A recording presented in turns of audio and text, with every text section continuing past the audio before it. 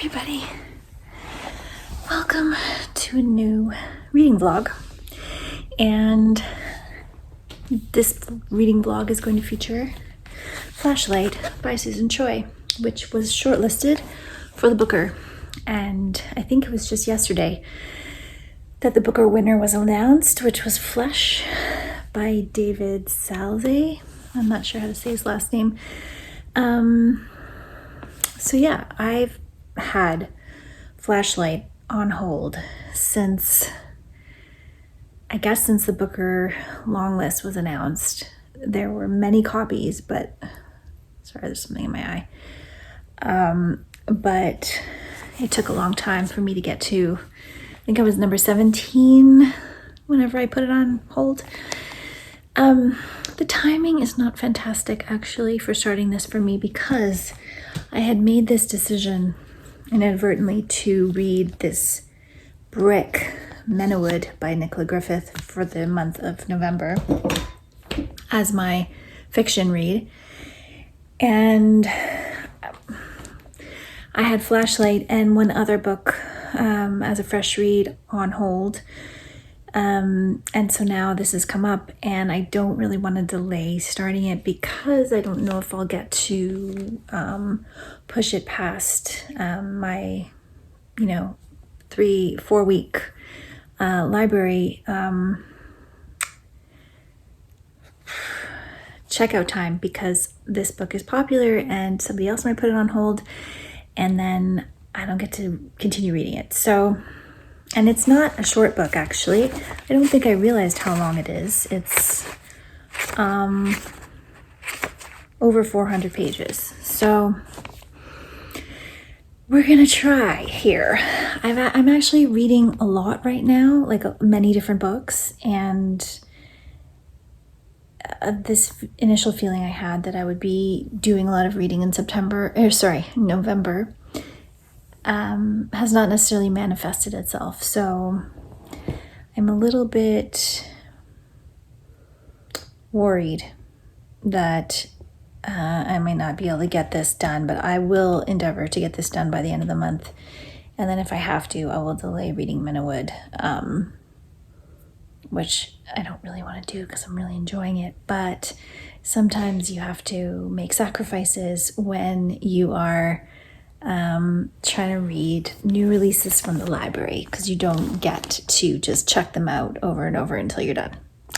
Yeah, so I will check in again with you when I have either a first impressions to tell you about or when I'm halfway.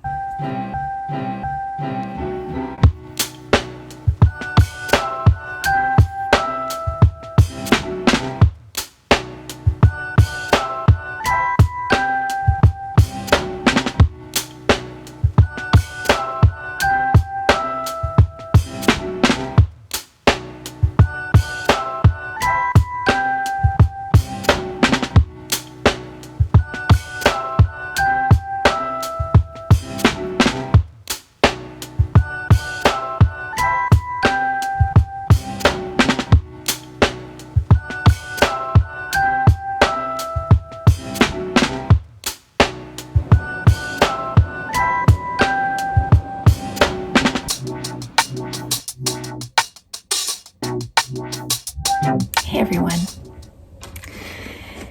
Okay, I am 155 pages into Flashlight by Susan Choi, and I'm about 72 pages from the middle, and so I wanted to check in to chat about the book a bit because I'm really struggling with whether I want to keep going. I also wanted to say that there's this lovely, the cover turns this way and shows this lovely landscape with the figure, which I didn't notice but I really like the cover, at least. So my issue with the book, there are multiple perspectives shared in the book. We're reading from Louisa, who is a young, half Japanese, half American girl. Half Korean, half American girl. We have Soik, who is a Korean man who grew up in Japan, and really only knows Japan. So it has no kind of connection to Korea or Korean culture beyond his family and how they raised him in Japan. And this is post-war, so post-Korean War, and in Soik's youth, his young adulthood, basically, his parents moved to North Korea because the war is over now, and the Korea has been divided into South and North.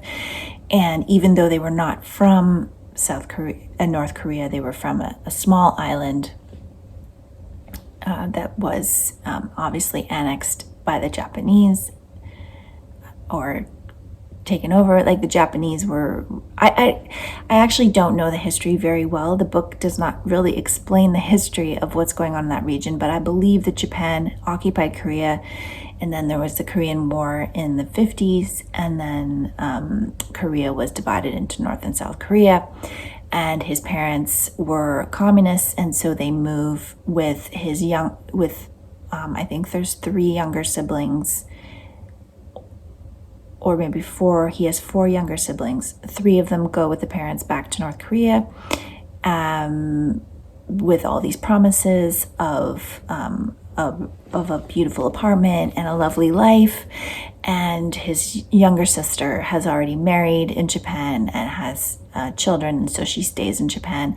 And then Soik takes a scholarship to go to the United States, and when he is there, he meets Anne, and Anne is our mother figure, and we learn about her life.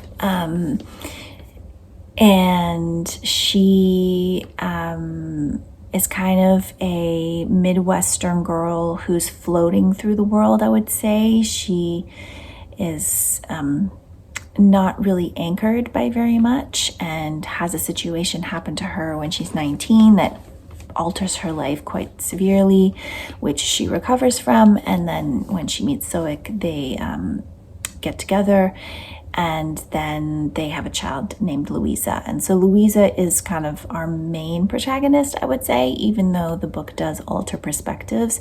And Louisa is probably the definition of a precocious child, which, I think is never an easy perspective to read from.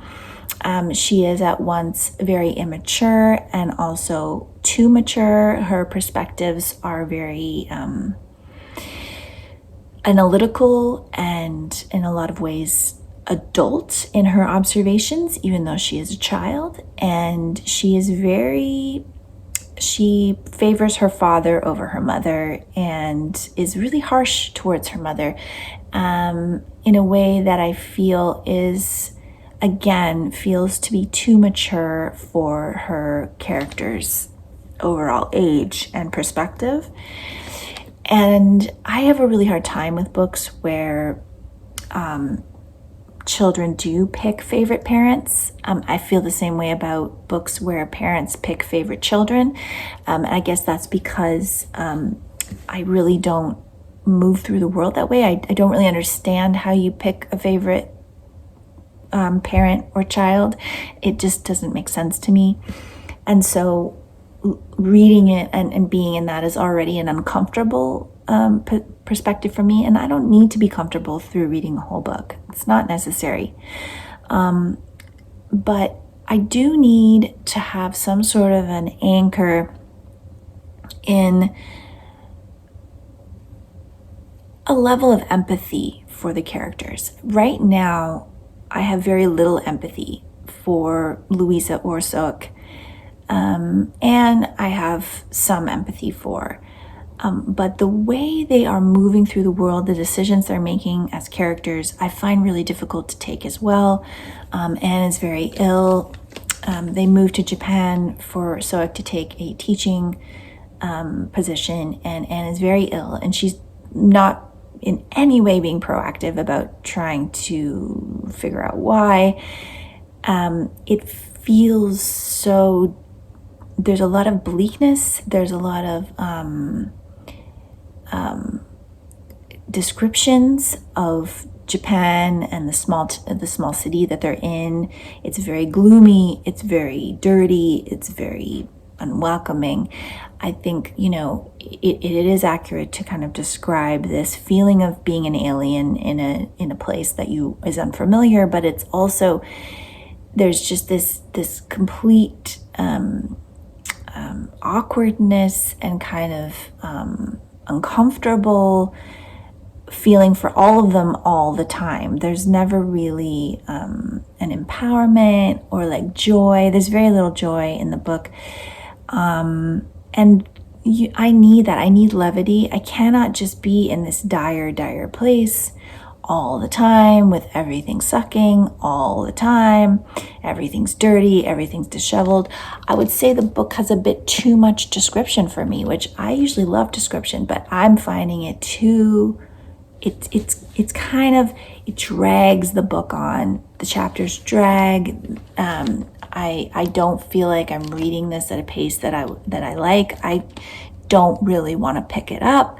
And the other thing that I find really frustrating about a book like this is that the first thing that the synopsis says is that on a summer night, Louise's father, Soik, disappears and they find her half drowned on a beach. And where did he go? And so when they're marketing this story, it feels like it's supposed to be a mystery. Where is Soik? What happened to him? And that something should be revealed in that way. That is not the way this book is going. That is not the pace. That is not. We know from the very beginning, after the first scene where Soik disappears, his life. Nothing is a mystery. Nothing is concealed. He's concealing it from his wife. He's concealing it from his daughter, but he's concealing it from everyone else because of the fear of being discovered that his family is a communist family. And I get all that, but it's like, if you're revealing all that to us, there's no mystery here. I mean, yes, I still don't know where he disappeared to, but the book is, at 155 pages, I am, we haven't even gotten to the disappearance. The disappearance hasn't happened. We are still, following them chronologically as a family through their lives. And not a lot happens in this book. It's not a plot heavy book either. So you're very much in the characters' heads from their perspectives as they're navigating these challenging situations of, existing on the earth and being in relationship and moving to a foreign place. Those are the main themes thus far. And I don't know if they're enough to carry me through this book. So I have 70 pages until I'm in the middle, which feels like an infinite amount of pages. And if something doesn't change, if something doesn't shift in the narrative for me to make it more compelling for me in the next 70 pages, I think I'm going to DNF this, which makes me sad because I don't want to, and I don't DNF a lot. Even if I'm not enjoying a book, I do often continue it because I do want to feel the resolve of it. So I don't want to leave the book in the middle and feel like I didn't resolve like the characters or resolve the story. But I'm just not in the mood to continue to read something that I'm really not enjoying at this stage of my reading, which is, we're in November. I'm almost at the end of November. Today's the 22nd. I'm reading another novel that I really, really like and that I'm really enjoying, and that is still, I'm not even halfway, and it's a 600 and almost 700 page book. So I don't want to be reading this if I don't like it.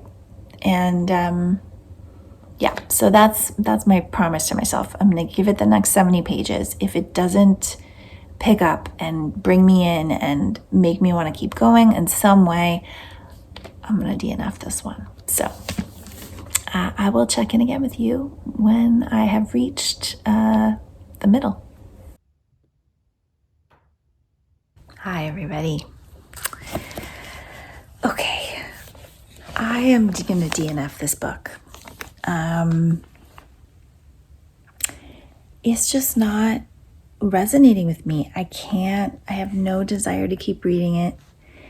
I think one of the problems for me with the way the author's written this is that she likes the minutia of day-to-day life. She likes explaining things like the color of, like the interiors of homes, the exteriors, landscapes, how to make spaghetti, just a lot of things that I am finding really boring and lacking any sort of propulsion. I can't care about the characters or their future or what's happened to them. I just don't care. Anne and Soek and Louisa are our main characters, and there's also a character named Tobias. And I found Tobias to actually, he didn't get his own little section of the book till way in there, like way past 150 pages. And I actually found him to be the most hopeful character in the book, but he's not the main character, and I can't keep going. There are descriptions of Anne eventually is diagnosed with MS, and I think that that's a really interesting perspective to share. But the methodology of how the author reveals things, of how the story is told, just isn't working for me on many, many levels. And I hate the idea that I'm DNFing a book that made it to the Booker shortlist. But I don't know. I don't know if it's my mood. I don't know if it's just what, but I just cannot make myself read this. I think it might be the length as well. It's a very long book. For a book where very little happens, it's over 400 pages. So you're reading a book, 447 pages of a book that has almost no plot. And so what that book is filled up with is, like I said, these little minutiae descriptions of things. And I am finding it too much. Like, I can't read it. I want to read you the description. This is where I DNF'd.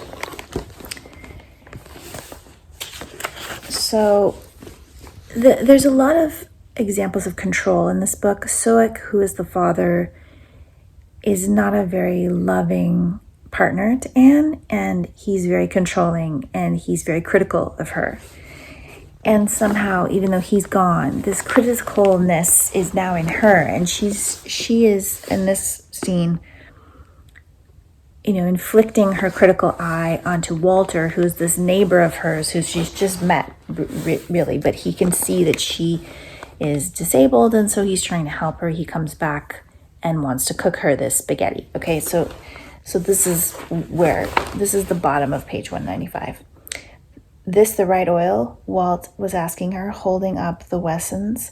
No, use the good stuff, the little bottle, olive oil, but just a touch, just enough to keep the onion from sticking before it gets soft. And you throw in the beef, because that beef's going to put out a lot of fat. And then you need to skim some of it off with a spoon before putting it in the tomatoes. And those tomatoes will need to be crushed, not chopped with a knife. Crush them up with the edge of that wooden spoon. There. No, not that one. The one with the edge that's more slanted. Like, that is really boring. Like, who wants to, obviously this is like some sort of an internal control dialogue that this character is doing, but like, I don't want to hear that. And this is kind of the way this book is. Maybe that's not the best example, but there's a lot of there's more words than there need to be, and the writing doesn't even flow that well for me. There's a lot of sentence structure that I find kind of disjointed, and I would have to start again to reread it to understand, to get the gist of the order of the words that she's putting in. So I think it might just be a writing style thing. It's just not working for me, and you know, I am a character-based reader, and so I don't need plot in a book to enjoy it. But this has so little that makes you care about the characters or makes you want to know what's happening with them. I just don't like any of them enough to keep reading this book for another. It would have been another 200, almost 250 pages that I have to keep reading of this to get to the end. And I can't do it. So unfortunately, that is perhaps a very unsatisfying reading vlog to have a DNF. But what can you do? It is what it is. And yeah, that is Flashlight by Susan Choi. Very sad, and I know there's lots of people that like this book, so I guess, you know, this may just be me not liking it, but yeah, that is quite a surprise to me this November.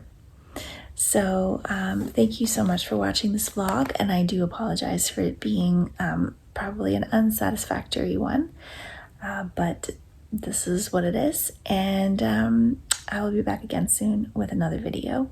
Thank you so much for watching.